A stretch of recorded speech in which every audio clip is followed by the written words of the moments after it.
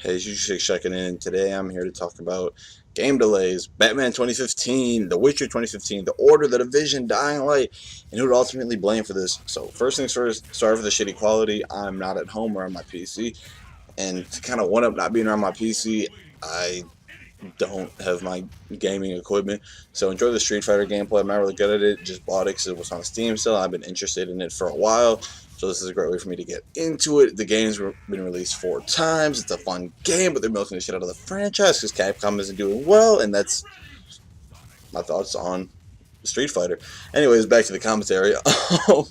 So we have Batman, The Witcher, and all those other games that I think I might have said I'm not sure. I've done this commentary a few times because I can't seem to focus because people are in this room with me.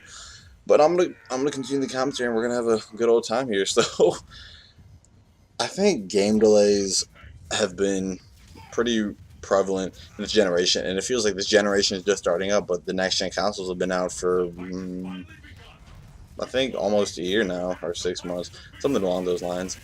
But I don't know who to blame for this. I mean, I know publishers are more about making money than the developers because the developers take more pride in their games. Excuse me, they take more pride in their games, or at least some developers, and the developers that I choose to support.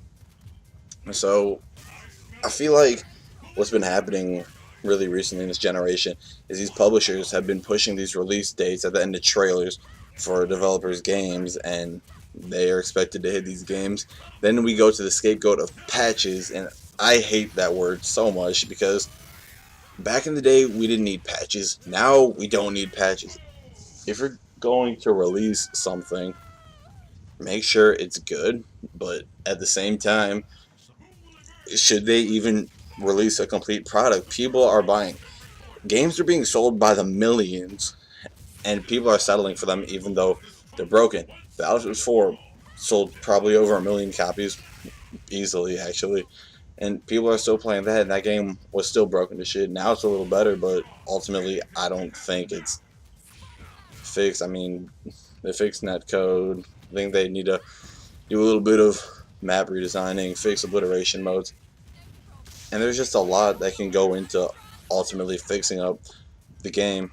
So that being said, we don't know if we can blame publishers, developers. We don't know who's to blame, but all that I do know is the publisher and developers need to stop bickering back and forth. They need to actually talk to each other and just give them a release date. Don't announce a release date that you have to hit announce it as you go into production, and whether you're getting close to the end, whether you're far away, make sure if you're going to let people get excited, let them get excited for a specific time. Kingdom Hearts, we saw the Kingdom Hearts 3 trailer last E3 for the PS4 release.